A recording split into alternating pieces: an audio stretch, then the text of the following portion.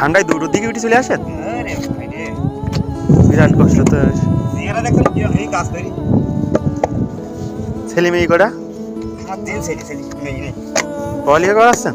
না, বড় ছেলে বিদেশে, আর দুটো? আলাদা বিদেশে আলাদা আছে, কার কোনো ধার বার নেই। আর দুটো ছেলে?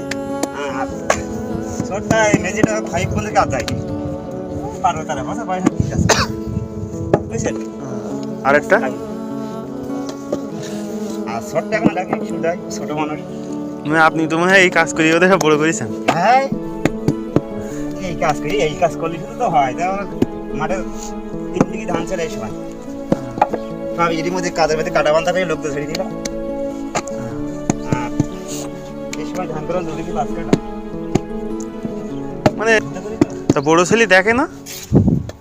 হ্যাঁ, সবার বলেন তা বিদেশ তো পড়াচ্ছেন মানে আপনার টাকা দিয়ে?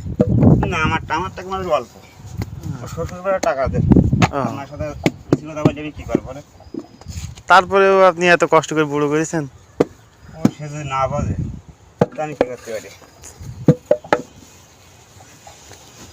না, আপনি ধরে আমার ছেলে, তাহলে এখন আপনার বোঝানি লাগবে এখন, আর আমার এখনো নাকি বোঝানি লাগে? হ্যাঁ, বোঝানি লাগে যে না তাহলে দেখে। এই আল্লাহ শরীর দিয়েছে, যতদিন খেটি করবি। হ্যাঁ, আর দেহ যখন ভালো থাকে সেদিন খেতে হবে আমার।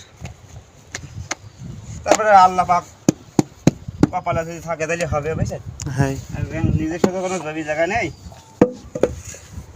এই ভাগে ফসলে বলিস